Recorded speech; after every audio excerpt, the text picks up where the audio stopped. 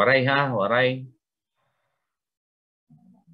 Kung waray questions, ma-proceed la ako. I-off la niyo iyo microphone para direct makadungog iti iyo hagong kung nakaturod na kamo. Okay. So, just like what I have told you earlier, that when we describe the fungal organisms as to its ability to cause disease, we describe or group them according to what layer or what is part of your body that is being involved. So we categorize them as to superficial or cutaneous mycosis. Then we have the subcutaneous mycosis, and the last group are the last group is the systemic mycosis. So itong mycosis, this refers to the fungal infection. Okay, so we have the superficial mycosis. This is caused by fungi affecting the skin and the skin appendages, naming your hair and nails. The causative agent here is referred to as the dermatophytes, and the infection is referred to as tinea, or simply referred to as the ringworm. Ringworm. So, depending now on what part of your body that is, what part skin is affected. So, tinea, you can have tinea versicolor, tinea pedis, tinea cruris. So, kung depende lang kung what part of your body. Basically, the superficial mycosis is said to be asymptomatic, except that there are some patients na complain of itchiness lang, makatula. So, paru-pareho niya. This is tinea versicolor. Ini nga illustration. So, kitaan na ladida kung hain mapahiton Pilipinas. O, kung hain mapahiton Leyte. Okay, so we have the first organism. We have the Malassezia furfur. So the disease that is caused by Malassezia furfur is Piedraia versicolor or Tinea versicolor. So disregard with the description of the organism, because this is more on the medtech na side. Disregard na lang para concentrate on the organism. So we have Malassezia furfur, and this is the causative agent of Piedraia versicolor. Okay, so this one. Ano ton local nga kuan? Local term hiton Piedraia versicolor. Nakilala ka mun alap-up? Alap-up. So, hala, puro na lahiya alap-up. Buti ay nala iton iya parte tiya lawas nga waray alap-up. Okay? So other diseases caused by Malassezia furfur are disseminated infection in infants, children, and adults receiving lipid replacement therapy, or you can have also folliculitis and seborrheic dermatitis or dandruff. Okay. So your Piedraia versicolor, this is described to be chronic, non-irritating, superficial infection of the stratum corneum on the chest area, upper back, arms, abdomen, and face. So, what are the predisposing factors for the development of the infection caused by Malassezia furfur? hot and humid climate, just like the Philippines. The Filipinos. So, mapasumat atong temperature tapos permila kitang mabalhas. Excessive perspiration, corticosteroid use, and malnutrition. Salit, common gihapon niya ito ng mga bata. Okay? Kay itong mga dagko, may da naman nira mga concealer, mga mintatago na. Okay, so how do you diagnose Malassezia furfur infection? So you can do your direct count, and this is very characteristic. Ay kamukha nga limot. Basta nga ni i-describe nga ni exam spaghetti and meatballs pattern, diretso daan tayo answer Malassezia furfur. Okay? Common iniging papakian na board exam. Spaghetti and meatballs pattern. So, kuan na ito niya. Malassezia furfur, the causative agent of pityriasis versicolor. So, how do you treat a lap-up? So, you can do your topical application of 2.5 selenium sulfate, miconazole, or ketoconazole. Or for those patients having folliculitis, you can have your oral ketoconazole. Okay? So, ano man ton kuan, local na kuan, herbal used to treat ano ton, alap-up. Have you heard about sunting? Sunting? Waray. Wow. Okay. Next, we have the Exophiala werneckii. Exophiala werneckii is the causative agent of Tinea nigra or Tinea nigra palmaris. So, by the term na lang nga Tinea palmaris, so mar na kamukunhain itong involved na part of your body. So, ay nala ito niya mga colonial morphology, kaya di rin mga medtech. Okay. So, clinical features of Tinea nigra. So, it's blackish brown macular patches. Ang mga ning tawag niya Tinea nigra because of this characteristic blackish brown patches. Resembling faded silver nitrate stain seen on the palms and soles or elsewhere in the body. So, ang mga Tinea nigra palmaris because blackish iti, brown iti color, and then usually observed in the palms and soles. So, that is Tinea nigra palmaris caused by Exophiala werneckii. So, how do you treat this infection? So, you do shaving of the superficial epidermis with scalpel and topical application of keratolytic solutions of sulfur, salicylic acid, or tincture of iodine. Next, we have Piedraia hortae. So that's the causative agent of white piedra. So again, I disregard na iton description of the morphology of the colonies.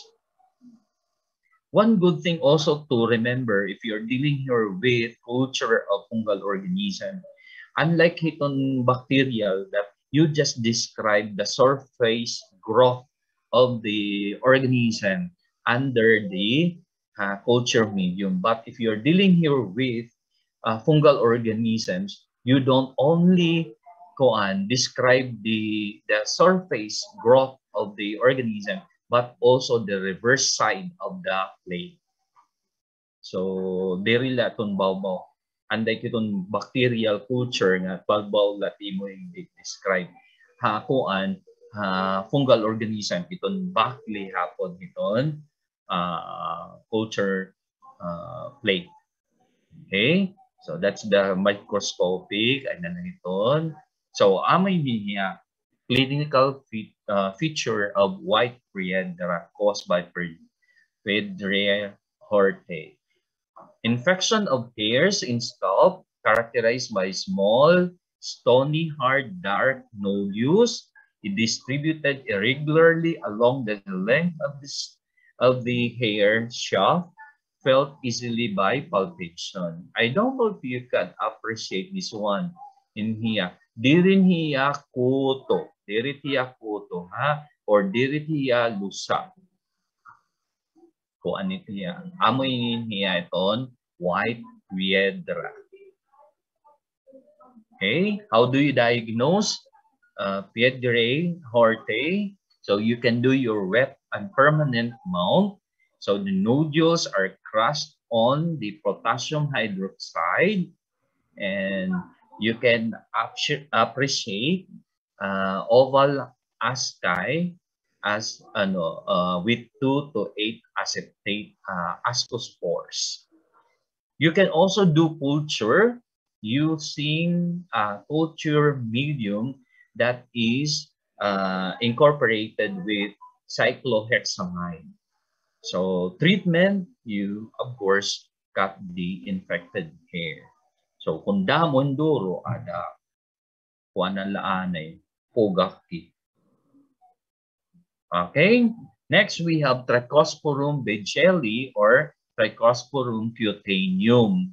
So it is the causative agent of white Piedraia, just like your Piedraia hortae, or it is simply called as your trichosporosis.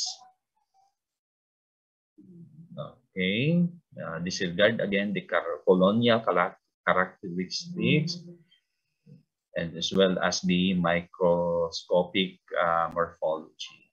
So we go to the clinical feature of the infection. It is a superficial infection involving the hair. So the hair is characterized by soft white nodules located along the shaft of your hair. So parang lahaponhan ko the one that is caused by hortae. So it is along the shaft of the hair. So with regards to diagnosis and treatment, it is similar to black Piedraia. Okay, so that's for the superficial or superficial mycosis. Do you have any questions? Waray, I'll proceed. Now, we now go to the cutaneous mycosis or the dermatomycosis. So these are the fungal infections again involving the superficial keratinized tissues of the body. So have you seen someone having this characteristic na kuan na nail? Kuan. O adin na mga ano to. Okay, so there are 3 genera of dermatophytes. So those that are involved in skin and nail infections, we have the Epidermophyton. So pinaka-common nga species is Epidermophyton floccosum. Then we have the genus Microsporum. An era involvement now is the skin and the hair. Skin and hair. So we have the 3 species. We have Microsporum odweni, Microsporum canis, and Microsporum gypsum. Then the last genus is Trichophyton. Trichophyton. This involves now the skin, the hair, and the nails. So we have Trichophyton rubrum, mentagrophytes, tonsurans, verrucusom, schoenleini, and violaceum. Okay, so Mauricio. So the first one is Epidermophyton floccosum. So this produces infection again involving the skin and nails.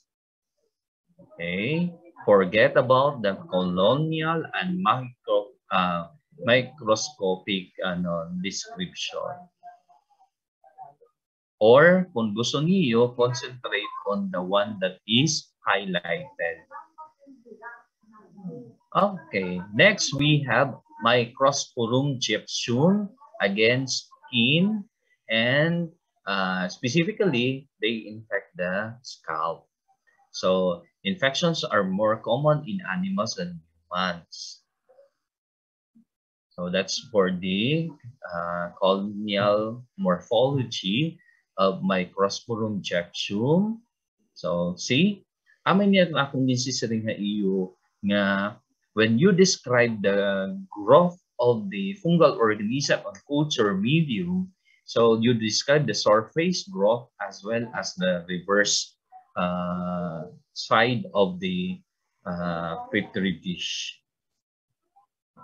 So this is very important. I want to emphasize this because this Microsporum gypsum is confused with that of Microsporum canis because of, parupat era appearance, but you can differentiate the two species by the number of in the macroconidia because of this itong septations. No more than 6 cells itong Microsporum gypsum, pero Microsporum canis more than 8. So next we have Microsporum canis. With regards to epidemiology, it is common in children. Okay, so that's the colonial as well as the microscopic kainan naman.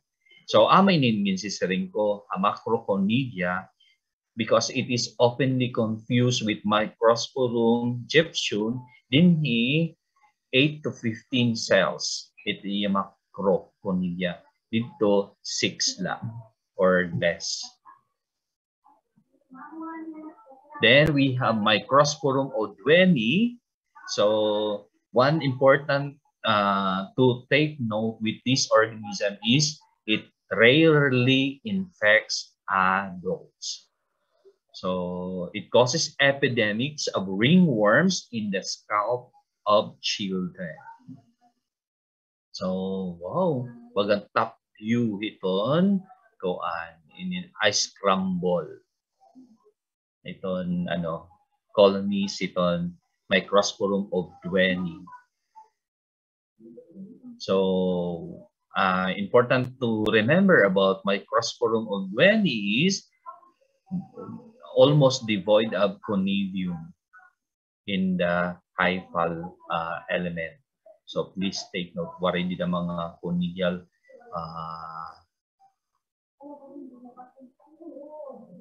then we have Trichophyton rubrum.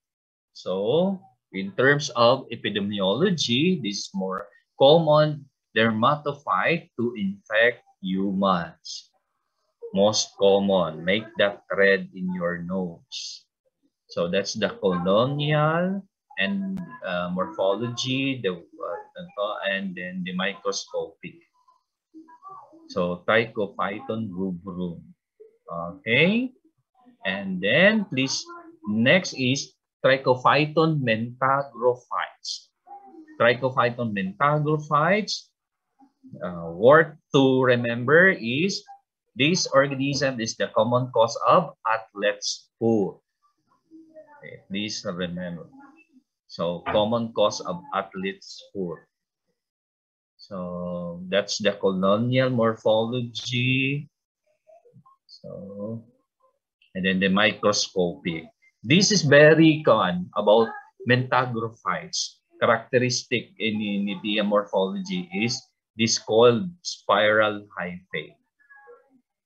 Bagahin, this one. This is very distinct characteristic of the organism, the coiled spiral hyphal element. Okay, then tunsurans, Trichophyton tunsurans. This involves the scalp. Okay, it's a ringworm of the scalp. So this the colonial morphology and microscopic.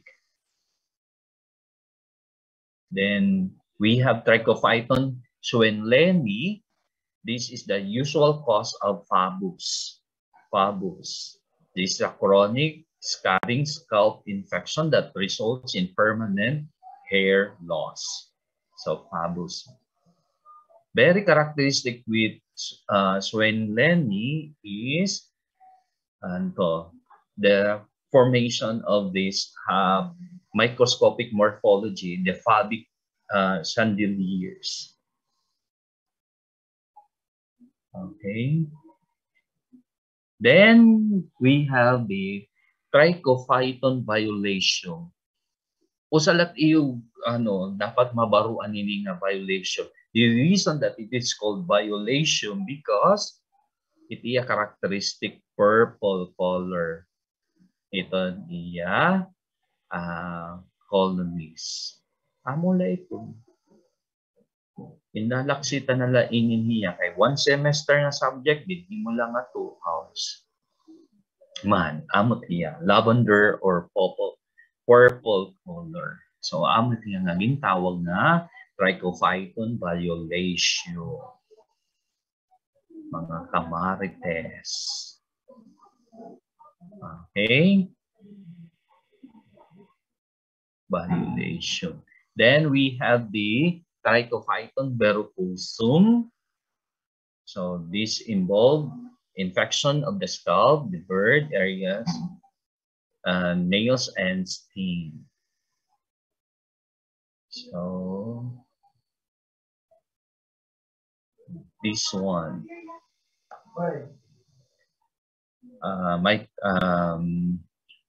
That's the microscopic morphology of verrucosum. Okay. Now, we will now go to the clinical infections caused by these dermatophytes. So, we can classify the infection according to the natural habitat of these dermatophytes. So, we have the so-called anthrophilic, meaning they are capable of producing infections among humans. So we have this Epidermophyton floccosum, Microsporum of werneckii, Trichophyton rubrum, mentagrophytes, Trichophyton schoenleini, then tunsurans and violaceum. So they are involved in human infections. So they produce relatively mild and chronic infections in man. Then the second group are the zoonophilic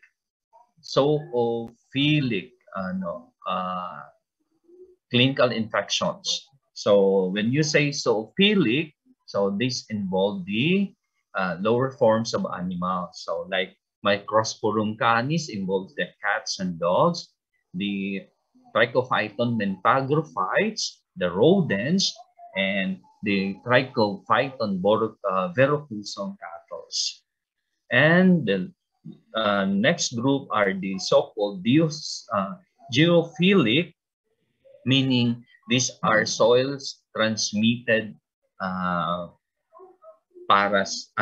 in fungal infection. So we have Microsporum jepsum.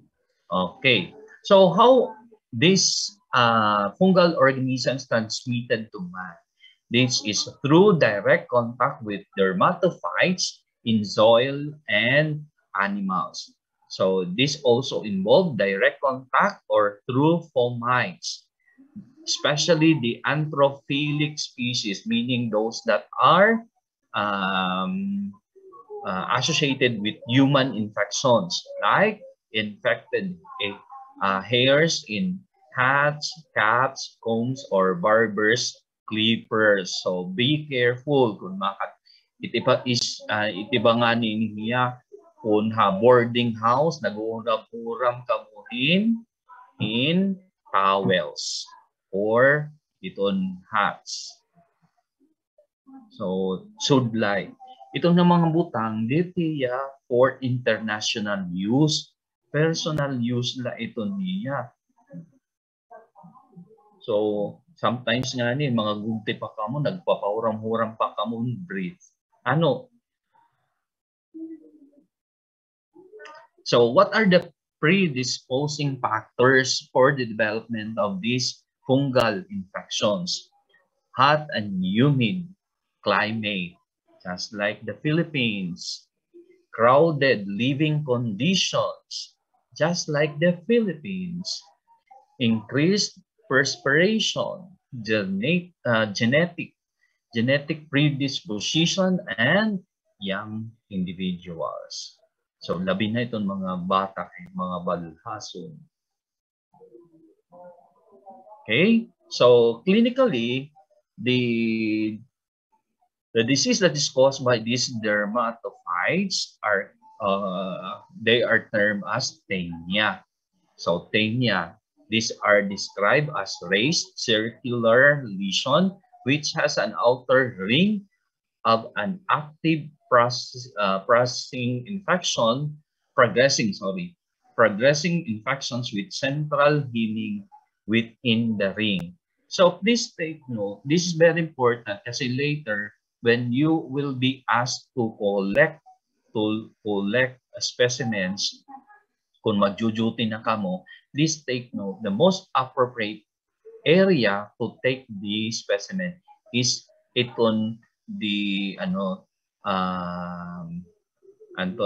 diniton wall, iton ring, iton ayaw pagkuhahin specimen dinitbut na kay healing part na iton hiya nida. So ato ka mo makuha ni iton specimen di that Great Wall of China. Diri adadat but nga adadat kubi. So the tinea is referred as ringworm, and the name of the mitotic infection is based on the location or area of the body involved.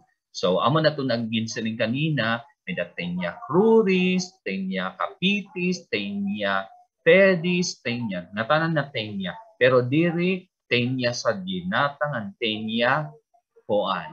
Ano pan usad to? Cesar, Tinea sa ginatang Tinea sulyo. Kay kuanad ton hiya, mga tapeworms. Bangin may dani yung mag-answer. So Tinea itong hiya. So first is Tinea capitis. This involves the scalp. So the invasion here is either through endothrix and ectothrix. So the endothrix is characterized by presence of arthrochlamydia within hair shaft and without destruction of the cuticle. And endothrix characterized by the presence of arthrochlamydia around or in the surface of hair shaft with destruction of the cuticle. So amiton hiya. So Tinea capitis, the most commonly isolated fungal organism is we have the two types, the epidemic and non-epidemic type. The epidemic is caused by tonsurans and Microsporum odweni. These are the most common isolated organism. But we have also Trichophyton violaceum. The non-epidemic type, we have Microsporum canis, verrucusom, and Microsporum jeptium. Okay. Next, we have Tinea barbae or the barber's itch. So makakakita ka mo dito may da mga bungot na part itong kuan, may dadida mga ringworms. So amin hiya. Site of locations, the bearded areas of face and neck. This is caused by Microsporum rubrum and Microsporum verrucusum. So this is manifested as mild, superficial, edematous, erythematous lesions or severe or deep postural folliculitis. So nagkakamayadan na ni postular lesions. This is with secondary bacterial infections. Then we have Tinea favosa or Favus.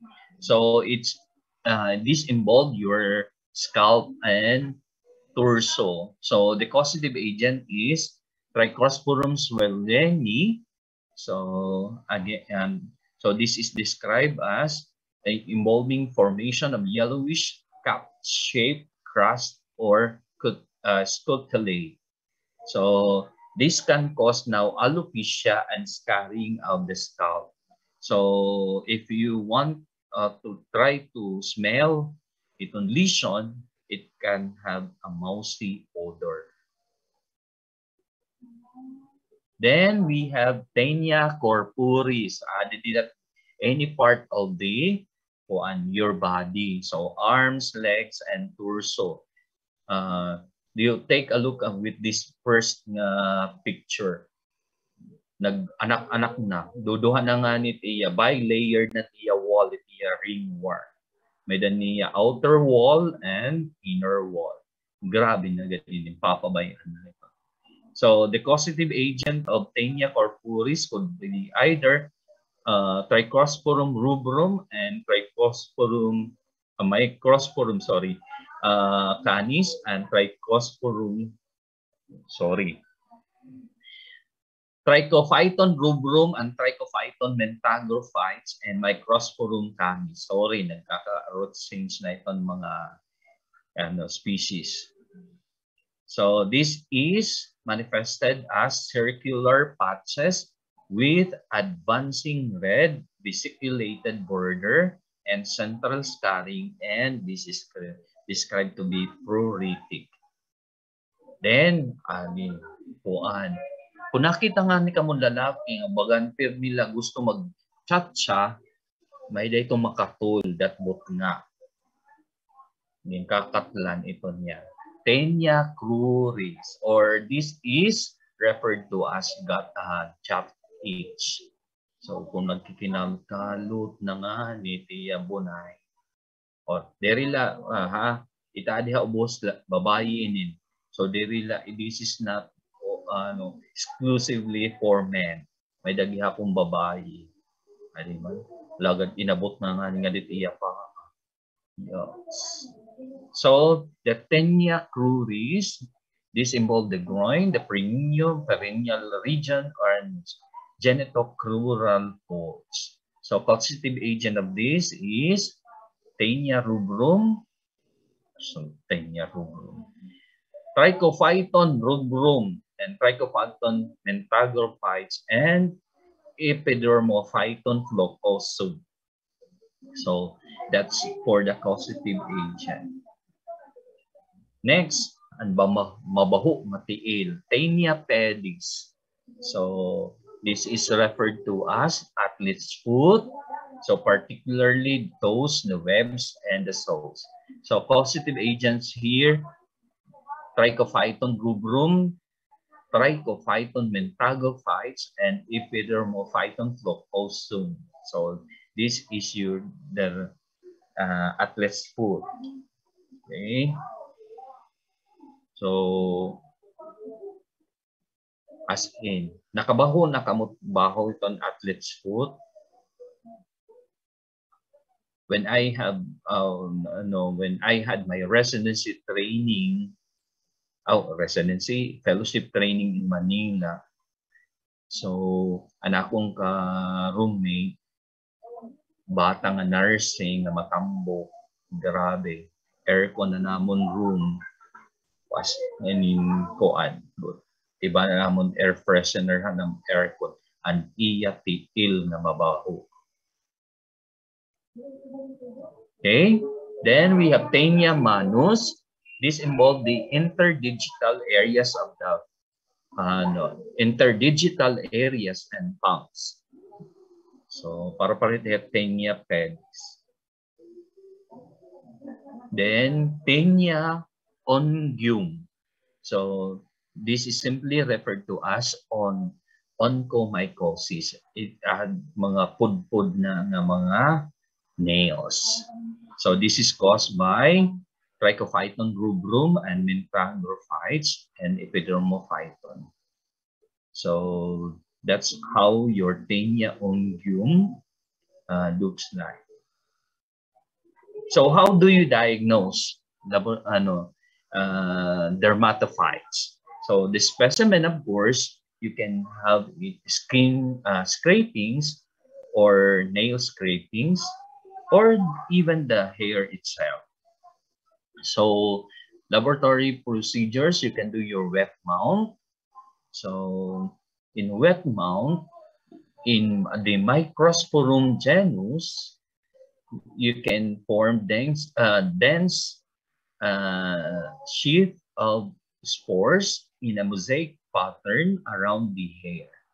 In Trichophyton, it forms parallel rows of spores outside or inside the hair shaft. And Trichophyton schoenleini, you can have fabric hairs present, characteristic air spaces in the hair, which is readily filled with KOH. So, to differentiate the different species of dermatophytes, so for Microsporum odweni, the infected hair shafts flourish yellow-green in wood slump. So kung magkuang kahin wood slump, it can cause characteristic fluorescence of yellow-green. So addition of yeast extracts stimulate growth and production of macrocomedia.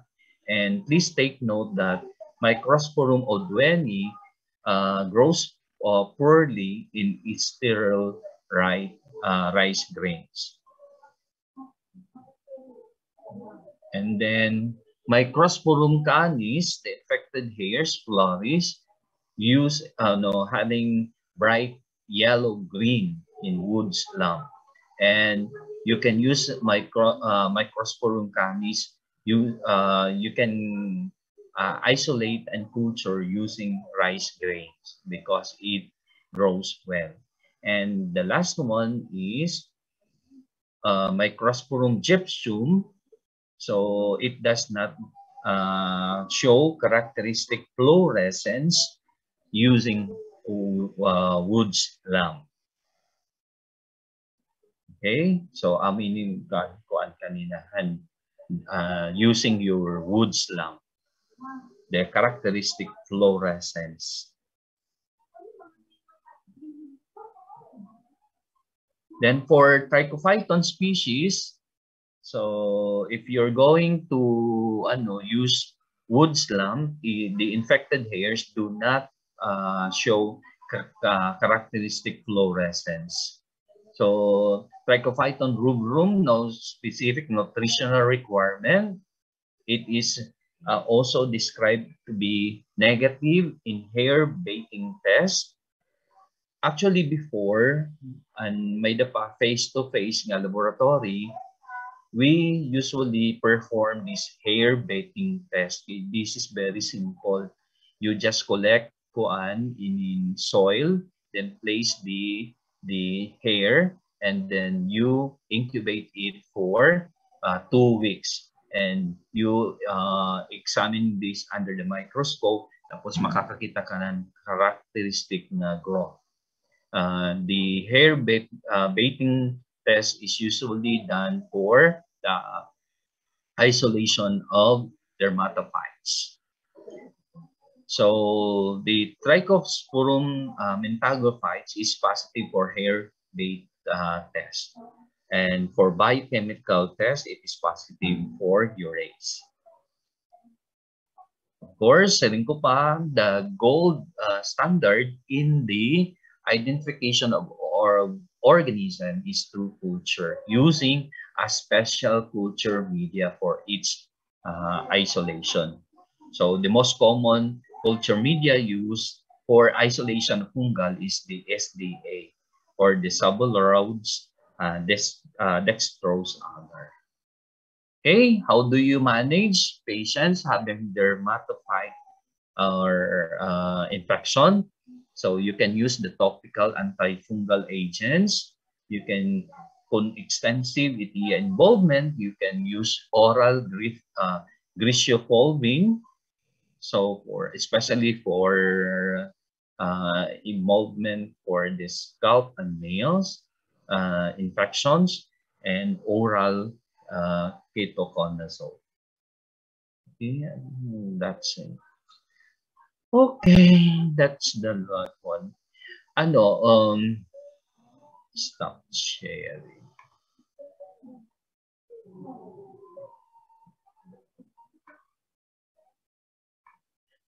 Okay. I was given three topics for the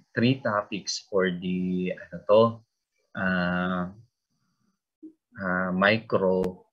So before the exam, so I don't know kung anon reason niya ginpatigdan na laakon an mycology ngan han introduction han viruses, tapos may da antibacterial agents. Okay, so since I am the one handling the pharmacology of antimicrobial agents pharmacology, diri ko na latiya i-discuss microbiology. Adto na kita magkikirita pharmacology. Kung okay laha iyo. So tapos para fair what iyo, I will not include it iyo examination. Okay la ba iton hiya? Kay mas extensive ita kung lecture pharmacology at antimicrobials pharmacology. Punta din hinga in passing la. Ano man. Kay parat iyo magiging coverage na la, iton kuan na la. Everything about mycology and the introduction to virology. Okay ba ito iyo? Hinot iyo a speaker of the house. Q, ikaw that coordinator, student coordinator. Nagtataod pa Q niya ko. Yun na mama, nakakabato. Okay la ba? Iyo? So, ato na lang kita, I will concentrate more on the antibacterial agents. Especially, kung dito, usa ito ka bi-monthly pharmacology. So, dire na lang ako ito mag-lecture, ato ko na lang pharmacology. So, it ato maging coverage lecture na lang iton everything about mycology and introduction. I think this is also the one reason nga lump nala akon bisan waray pa ka-discuss ang iba of the ining ko an schedule an mga antiviral agents kay ibang naman ang nag-handle. So kay para ako lang nga tanan coverage iton iyo ika-6 na quiz. Amo ba? Based on the schedule? Okay. Yes, so kung ako man la, tapos 20 items na, mabalik kita nga to Google form. Itapon exam. Kay quiz man la ito niya. Buti ay man la niya. Sige. Kung itutugot klase, I will end now my lecture kay kanina pak nagiyanakan na city media from our departmental meeting,